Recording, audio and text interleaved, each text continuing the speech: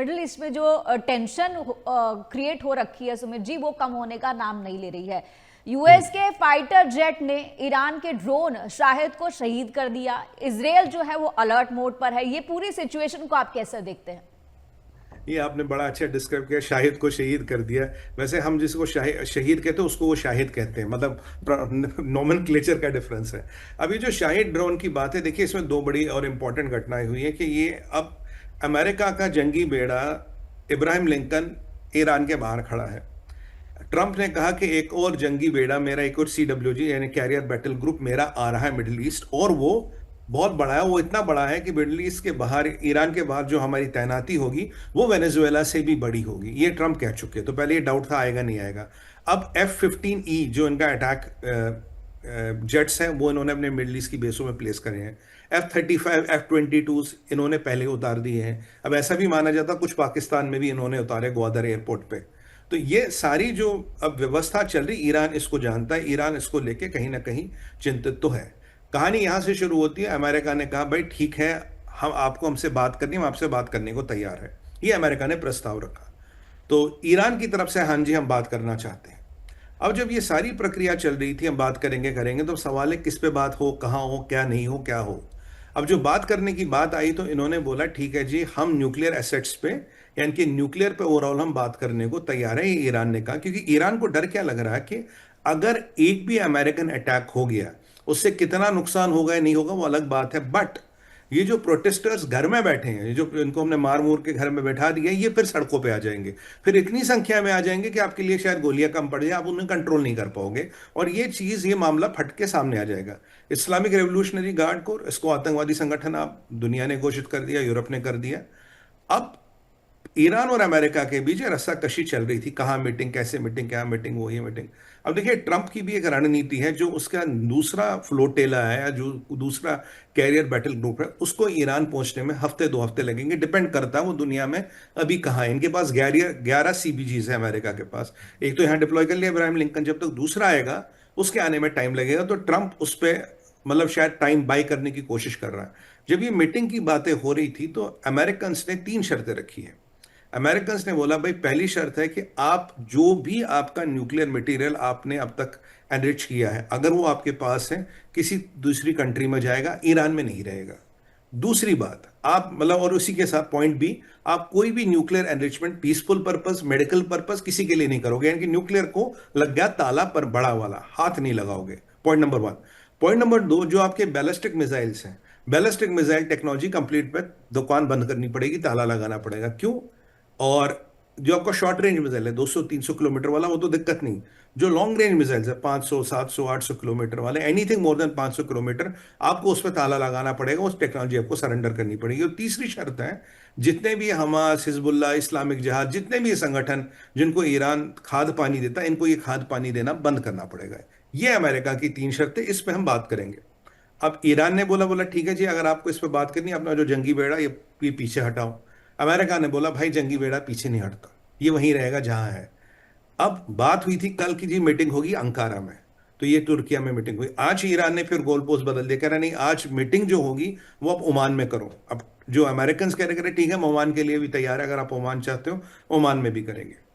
अब मसला क्या हुआ, जब ये आगे पीछे की कहानियां चल रही थी, ईरान से जो खबरें आ रही हैं उनको फंडामेंटली पॉइंट नंबर 2, यानी कि जो बैलिस्टिक मिसाइल्स को आपको दुकान बंद करनी है, उस पर बड़ा ऑब्जेक्शन है। क्योंकि अगर बैलिस्टिक मिसाइल्स की दुकान बंद कर ली तो ये इसराइल पे हमला कैसे करे, ये दुनिया भर के जो अमेरिकनों को डराते धमकाते हैं, वो सारा हिसाब किताब बंद हो जाएगा। भाई इसराइल तो 2000 मील दूर है, खत्म तो नहीं करना, वहां तो हमारा सेना तो पहुंच नहीं सकती। तो इसलिए वो उस पर उनको दिक्कत है। रीजनल प्रॉक्सीज को लेके उनको दिक्कत है, क्योंकि अगर उनको खाद पानी देना बंद कर दिया तो फिर तो वर्चस्व इतना ही रह जाएगा ना, कंट्री के अंदर सिमट के, तो बाहर कैसे जाओगे। अब ये सारी बातें चल रही थी आगे पीछे, और तो अमेरिका अभी बहुत क्लियर है, अगर आपने मेरी बात नहीं मानी तो मैं कभी भी अटैक कर दूंगा। इतने में क्या हुआ, ये ईरान में आप जानते हैं कि 2 तरह के सेटअप, एक ईरान की आर्मी है जिसको मसूद पजिस्कियन देखते हैं और अगराची देखते हैं, एक ईरान की अलग आर्मी है, इस्लामिक रेवोल्यूशनरी गार्ड कोर, जो डायरेक्ट खमेनी को रिपोर्ट करता है। अब ये जो IRGC इस्लामिक गार्ड कोर, इन्होंने एक ड्रोन, शाहिद ड्रोन छोड़ा अमेरिका की एयरक्राफ्ट कैरियर की ओर, इब्राहिम लिंकन की ओर। अमेरिकन ने ये देखा, अमेरिकन ने इसको इंटरसेप्ट किया और इसको गिरा दिया। पर यह माना जाता है गिराने से पहले जितनी भी उसने पिक्चर्स लेनी थी उसने लेके वो ईरान भेज दी। अब ये बड़ा एस्केलेशन हो गया कि भाई आपने हमारा ड्रोन, मतलब आपने ड्रोन भेजा और हमने गिराया।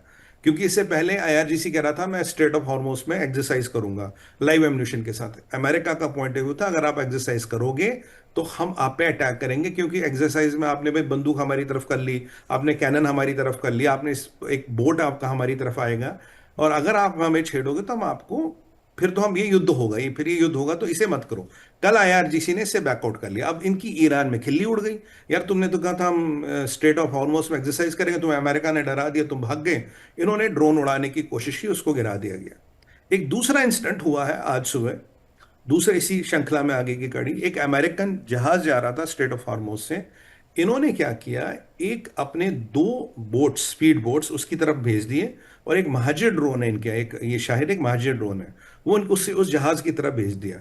जैसे उस जहाज ने अमेरिका के सेंट्रल कमांड को, या जो भी आसपास की कमांड थी, सेंट्रल कमांड ही होती, उसको इत्तला की, तो उन्होंने एक डिस्ट्रॉयर भेजा, और उस डिस्ट्रॉयर को देखते ही इनके जो जो ड्रोन्स थे उसको वो हट गए, उनके जहाज भाग गए। तो उस डिस्ट्रॉयर आया स्ट्रेट ऑफ हॉर्मुज से, उस मर्चेंट नेवी वेसल जो टैंकर था बेसिकली उसको निकाला। इतने में अमेरिकन एयरफोर्स ने भी अपने जहाज आसमान में उतार दिए। तो जब आईआरजीसी ने देखा तो उनके बोट तो पलट गए वापस, और ड्रोन को भी वापस बुला लिया। तो बेसिकली ड्रोन की घटनाएं एक नहीं है, ड्रोन की घटनाएं 2 है। एक तो उन्होंने गिरा दिया जो आप कह रहे हैं, और दूसरा वाला इसमें भी इस जहाज पे इनका मंशा था कब्जा कर लिया। अमेरिकन जहाज था, अमेरिकन फ्लैग के अंदर था, अमेरिकन क्रू था, पर अमेरिकन नेवी जो वहां प्रेजेंट है, जो इब्राहिम लिंकन प्रेजेंट है, उसने सही टाइम पे इंटरवीन करके ये मामला भी इनका ध्वस्त कर लिया। तो टेंशन बढ़ गया। अब ओमान में मीटिंग होगी। अब ईरान कह रहा जी मैं पहली नंबर शर्त पे ही बात करूंगा, बाकी 2 मत करो। अमेरिका कह रहा मैं तीनों पे बात करूंगा, अन्यथा मैं इंटरेस्टेड नहीं हूं। अब परिस्थिति ये है, जो चीफ नेगोशिएटर अमेरिका का है स्टीव विटकॉफ, ये अभी इजराइल आया है, बेंजामिन नेतन्याहू से मिला। बेंजामिन नेतन्याहू का मानना, भैया आप इन पे भरोसा नहीं कर सकते, इनके चक्कर में मत पड़ना। बेंजामिन नेतन्याहू और इजराइल का कहना है अगर तीनों शर्तों पे बात नहीं हो रही तो अमेरिका को बात नहीं करनी चाहिए, वक्त जाया नहीं करना चाहिए। अब ये ईरान को कन्वे कर दिया गया है। अभी अभी ओमान में फ्राइडे को, यानी कि परसों मीटिंग होगी नहीं होगी, क्या ये वापस अंकारा जाएगी, परिस्थिति क्या बनेगी, इसके बीच मिलिट्री एस्केलेशन होगा, या इसके बीच ये कुछ काम करेंगे। देखिए एक चीज बिल्कुल सही है जो इसराइल के एक्स मिलिट्री इंटेलिजेंस के चीफ ने कही, बोला भाई ये लोग लॉजिकल नहीं है, तुम लॉजिकल सेना से बात नहीं करो, ये लोग जिहादी है, जिहादियों में सुसाइडल टेंडेंसी होती है, तो तुम्हें वो जिहादी एस्पेक्ट भी बजट इन करना पड़ेगा। आप सोचो कि वो नहीं आएंगे, उनका नुकसान होगा, उनकी नेवी जाएगी, बट वो जिहादी है, उन्हें कोई फर्क नहीं पड़ता, उन्हें तो मर के जन्नत जाना, हूरे मिलेंगी उन्हें। तो तुम्हें वो वाला एस्पेक्ट भी बजट इन करना पड़ेगा, जिसपे इसराइल के पार्लियामेंट में जब बात हुई उन्होंने कहा जी हमारे पास हर परिस्थिति का एक रोड मैप बना, हमारे परिस्थिति से निपटने के लिए तैयार है। और इसराइल के आर्मी चीफ जनरल एयाल जमीर का भी स्टेटमेंट आया है, अगर ऐसी भी कोई परिस्थिति आई, इसराइल और अमेरिका दोनों वाकिफ हैं और दोनों इससे निपटने के लिए तैयार हैं। अब देखिए परिस्थितियां कहां जाएंगी, ये युद्ध कहां जाएगा, कितना भड़केगा, कितना होगा, कुछ नहीं कह सकते। बड़ी ही विकट परिस्थिति में है अभी। ये मैंने आपको अभी तक का लेटेस्ट अपडेट बताया जी।